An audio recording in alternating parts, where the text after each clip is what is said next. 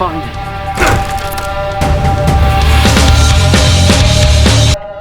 Was there a leash?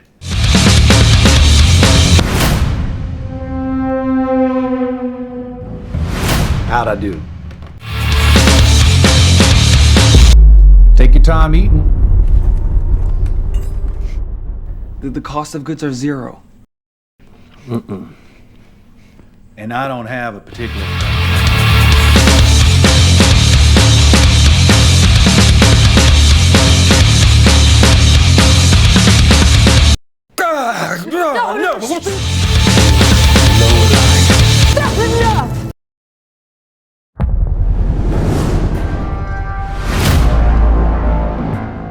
Cerita berawal dari aksi perampokan yang dilakukan pasangan begal amatir di sebuah minimarket. Meskipun kelakuan mereka terlihat konyol, pasangan kekasih ini berhasil menggondol banyak duit.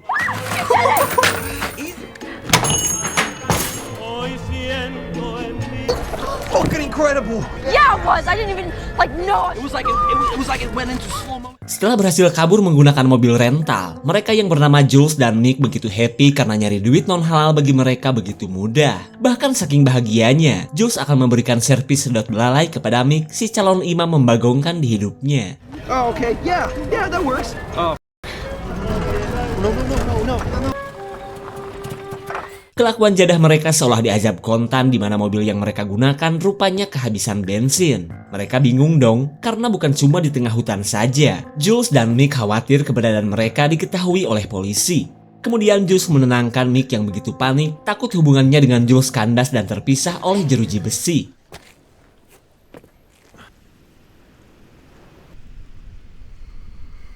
I love you. Setelah mendapat motivasi bertemakan cinta, Mick pun akhirnya bisa kembali tenang. Lalu tak lama kemudian, Jules menemukan sebuah kotak surat yang menandakan adanya rumah warga. Sampailah Mick dan Jules di sebuah rumah terpencil yang memiliki sebuah mobil. Mereka pun yakin di rumah yang terdengar sepi ini bakal ada stok bensin yang bisa mereka colong. Tungstar, you're gonna ruin your enamel. What? Karena skill Malik Mick masih setara pencuri sendal di musola, ia menggunakan cara barbar saja untuk menjebol pintu.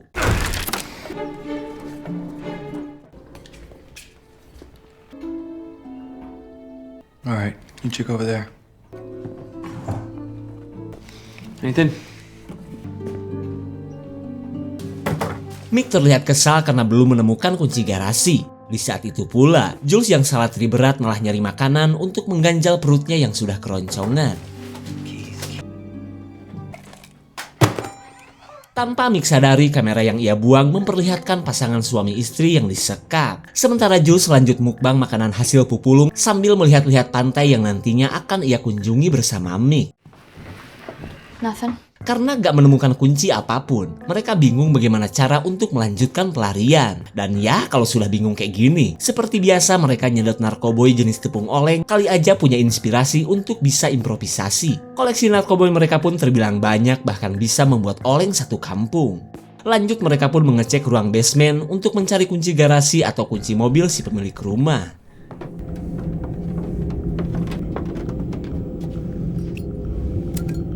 Alright.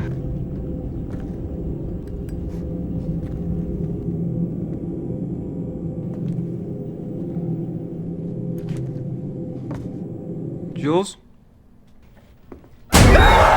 Mereka auto kaget akan keberadaan bocah bujel dan lecek yang disekap di ruangan ini. Sementara si bocil cuma melongo saat Jules bertanya tentang siapa yang telah melakukan penyekapan ini. Lalu ketika Mick mengajak untuk pergi, Jules katanya gak mau jika tanpa membawa anak malang ini. Mick jelas bingung dong, karena ia gak mau karir begalnya berubah menjadi seorang penculik. Namun setelah dipikir-pikir, Mick merasa kasihan juga dengan nih bocah. Hingga mereka pun memikirkan cara untuk bisa membuka rantai di kaki gadis buluk ini. We're gonna take you somewhere safe. Probably saw through that skinny part up there. That's my boy. Uh-oh. Saat si pemilik rumah baru datang, Mick dan Jules langsung menunjukkan kebegalan mereka. Si tuan rumah yang ketakutan pun mempersilahkan mereka jika mau nyolong duit, yang penting ia dan istrinya gak diapa-apain. Lalu tanpa menyebutkan niatannya ke rumah ini, Jules mempertanyakan tentang si bocil yang disekap di ruang basement. Mendengar para begal sudah masuk jauh ke dalam rumahnya, pria bernama George ini menjelaskan bahwa si bocil itu adalah anaknya, yang super bangor dan nakal gak ketulungan. Makanya, ia dan istrinya memperlakukan anak mereka seperti itu. Yeah, what the Behave and acting out at school. That's Cage for that one too? Jules dan Mick tetap saja menyalahkan kelakuan George dan istrinya. Mereka pun memaksa George untuk segera memberikan kunci rantai anak itu. compromise. People wish and hope and pray for Harold. George dan istrinya yang bernama Glory akhirnya mencoba untuk berdamai. Terlebih mereka merasa pasangan begal ini orang-orang baik yang sedang dilanda kere saja. Sementara Mick dan Jules kini merasakan kehangatan keluarga atas sikap George dan istrinya yang terbilang ramah juga. Kemudian Mick menyebutkan alasannya ke rumah ini yang tak lain adalah untuk mencari bensin. Nyolong sih lebih tepatnya. Was there a leash? First off, I'm gonna go out on a... I'd say both of you are on the lam. Melihat Mick dan George yang malah terlihat akrab, Jules ngomongin lagi soal si bocil yang harusnya mereka selamatkan. Kemudian George mengingatkan mereka untuk jangan terlalu ikut campur urusan keluarganya, karena ia tidak akan segan-segan melaporkan Mick dan Jules kepada polisi atas tindakan penculikan. Don't wish you never went. How'd I do?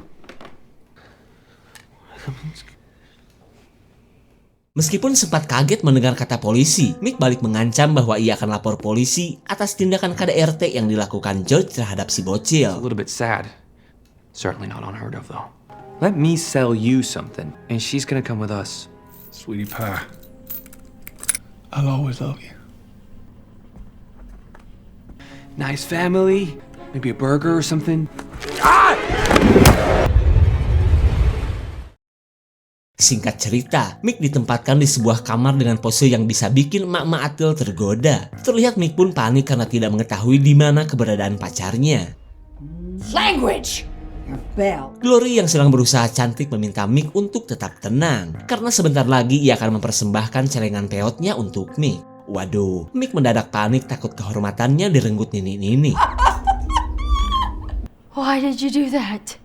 Jules yang disekap di ruang basement marah akan kelakuan si bocil yang malah menggigit tangan Mick. Padahal ia dan pacarnya begitu peduli akan nasibnya yang memprihatinkan. Tapi daripada ngomong, nih anak malah bengong liatin semut Sunmori. Why did you let us help you?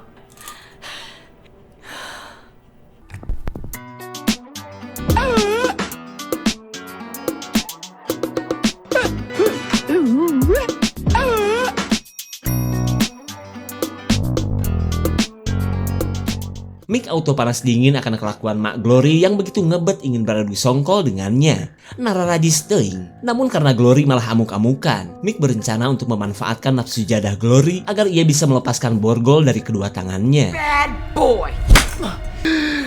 But I only wish to keep... But if you don't want that...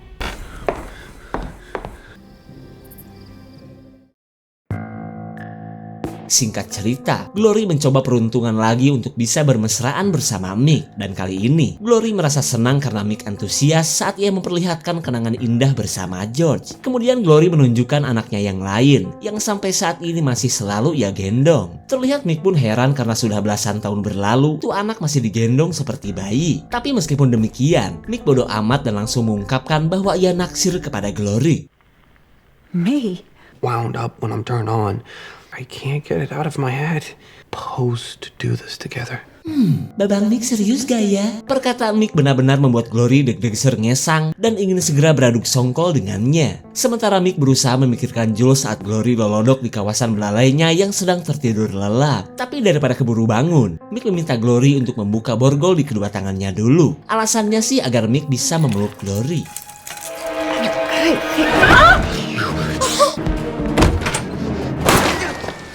Tembakan peringatan dari George akhirnya berhasil menghentikan pelarian Mick. Pria kumisan ini pun semakin emosi saat mendengar tangisan istrinya yang baru saja di smackdown oleh Mick. Can't you just please let us go? Ricky. Quit whining, you Sally. Oh my god! You're fucking crazy. Come on. Setelah berhasil meringkus Mick, George menyuruh anaknya untuk mengawasi para sandera. Sementara Jules merasa lega karena Mick masih hidup meskipun kaki pacarnya pengkor dijedor si bebel George. Lalu tanpa mereka sadari, mobil sewaan Mick sudah ditemukan oleh para polisi. Selang beberapa saat, mereka sudah terlihat pasrah jika memang harus berakhir di tempat ini. Harapan untuk berlibur pun kandas akibat mobil sewaan yang membawa petaka. Tapi tiba-tiba, Mick baru sadar bahwa Jules punya tindik di lidah yang bisa ia gunakan untuk membuka borgol. Kemudian Mick menyuruh Jules untuk mengambil tindik tersebut bagaimanapun caranya. I'll try. Okay, great. Get it out of there. No, Get, no. Usaha Jules yang tetap saja gagal membuatnya putus asa. Kemudian Mick menyarankan agar mereka beradu paruh agar ia bisa mengambil tindik menggunakan sumurnya. Jules.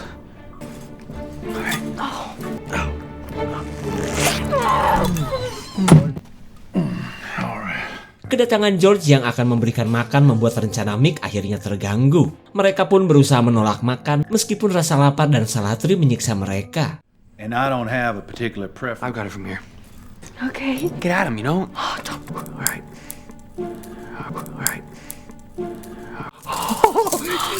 All right. All right, no time to waste. Okay, right. Catch point. Relax. Come on. Jarum tindik yang mereka gunakan malah patah dan nyempil di lubang kunci borgol Mick. Keadaan ini membuat Jules bingung bagaimana cara untuk membuka borgol pacarnya. Kemudian Mick menyuruh Jules untuk kabur duluan agar bisa lanjut mencari bantuan. Jules mana berani karena yang ia tahu cuma ada satu pintu yang bisa membawanya keluar dari tempat ini. Itu pun harus melewati ruangan utama yang bisa saja membuatnya ketahuan George. Tapi tiba-tiba si bocil menunjukkan jalur cucian yang bisa membawa Jules ke lantai atas untuk lanjut kabur. Laundry chute. I love you.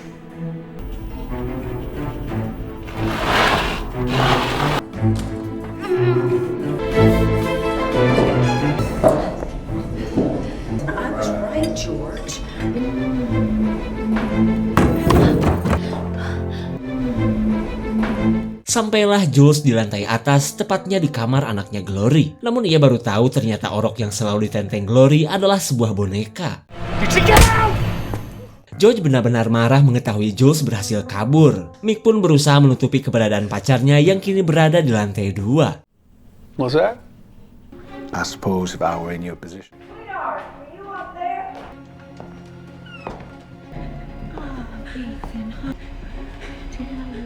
Jules baru tahu bahwa Glory adalah seorang ibu yang kena mentol. Namun ia tidak mengerti alasan Glory sampai memperlakukan sebuah boneka layaknya seorang anak.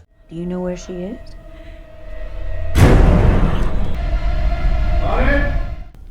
So soon?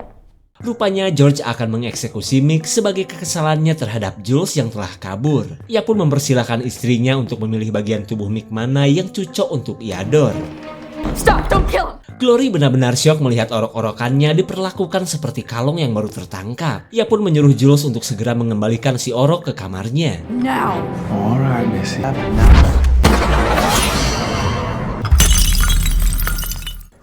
You're okay.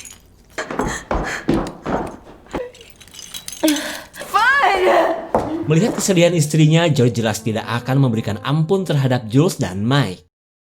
Singkat cerita, pasangan aneh ini menjamu Jules dan Mick yang kini diikat menggunakan lakban. Kemudian George ngomongin rasa sayangnya kepada Glory, si mami cantik yang selalu menebar kasih sayang di rumahnya. Perkataan tersebut membuat Jules merasa jijik, mengingat perbuatan mereka yang telah menyekap anaknya sendiri.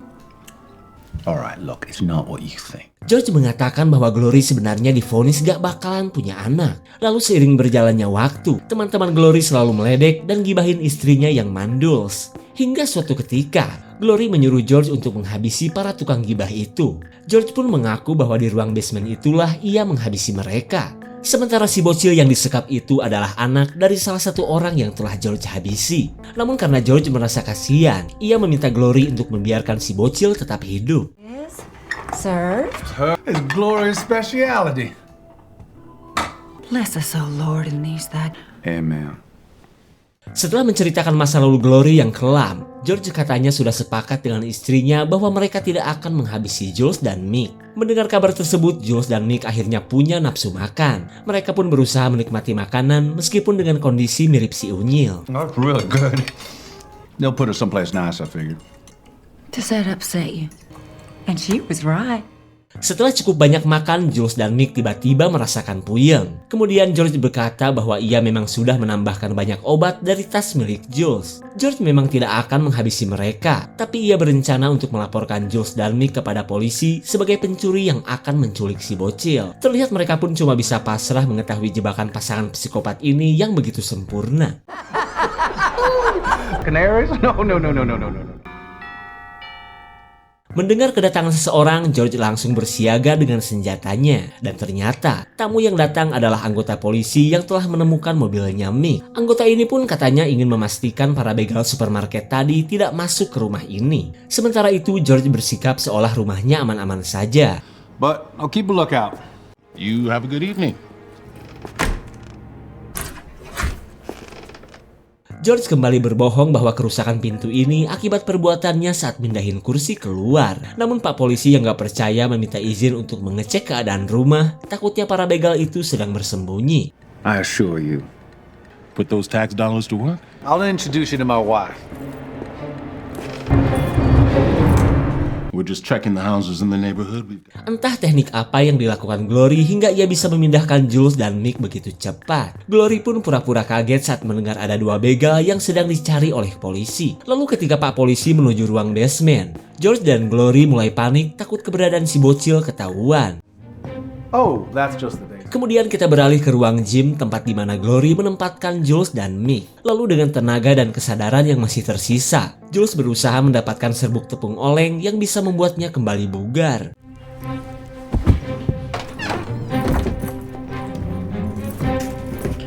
Anything I should know about down here?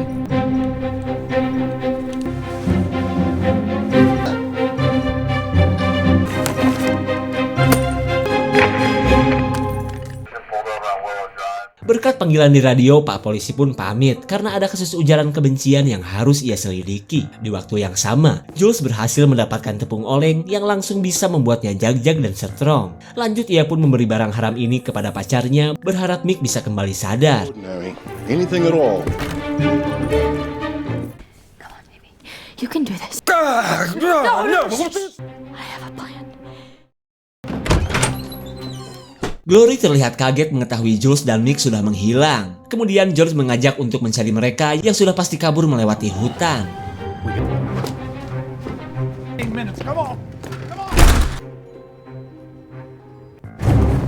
Saat pasangan psikopat itu pergi, Jules mengajak Mick untuk secepatnya membawa si bocil kabur bersama mereka. You low liar. That's enough! Saat si bocil sedang diselamatkan, Glory kecewa akan sikap George yang jadi pemarah seperti ini. Bukankah selama ini George berjanji akan bersikap lembut dan penuh kasih sayang kepada Glory? Mendengar kesedihan istrinya, George pun akhirnya luluh, bahkan mendadak romantis lagi. Hingga Glory pun kembali bahagia bisa berduaan di kebun seperti ini. Lalu Glory berkata bahwa ia ingin melupakan apa yang telah mereka lalui, termasuk membiarkan Jules dan Mick yang kini entah berada di mana. Kemudian Glory berharap mereka bisa membuka lembaran baru dan hidup damai di tempat yang berbeda. Dan hingga pada akhirnya, pasangan psikopat yang memilih pensiun ini pun bergegas untuk pindahan. That's what you call me. Selang beberapa saat, Mick dan Jules tinggal cus kabur setelah berhasil menyalakan mobil George. Di saat itu pula, George baru tahu semua kunci miliknya ternyata sudah menghilang. Just the way it's gotta be.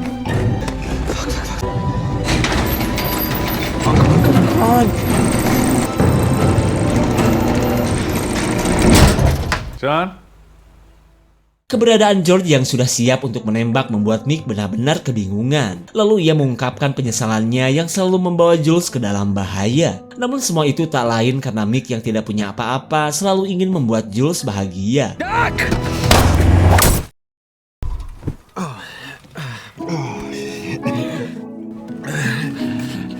It's gonna be okay, baby. Everything's gonna be okay. Mick akhirnya meninggoy akibat sebutir pelor yang menembus dadanya. Keseruan pasangan ini pun kini tinggal kenangan yang hanya diratapi Jules yang sudah kehilangan belahan jiwanya.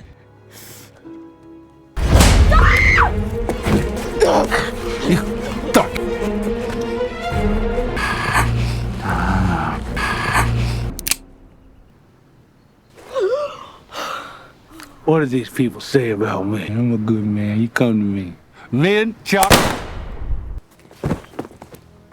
Aksi yang dilakukan si bocil akhirnya menutup semua perbuatan George selama ini.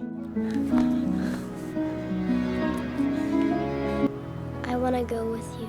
Kemudian Jules berjanji bahwa mulai dari sekarang ia akan merawat si bocil. Lalu tak lama kemudian, Glory yang sudah siap untuk kabur menyaksikan kematian orang yang selama ini selalu membuatnya bahagia. Impas kan? Just a moment longer.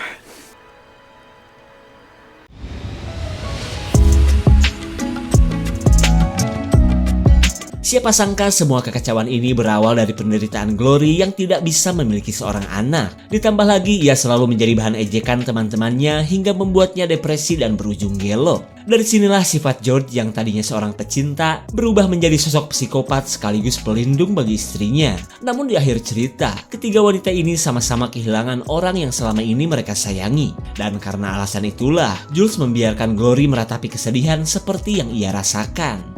Jika ada tambahan, komen guys ya. Segitu saja untuk klip dan review kali ini. Tonton video klip lainnya ya. Terima kasih dan sampai jumpa.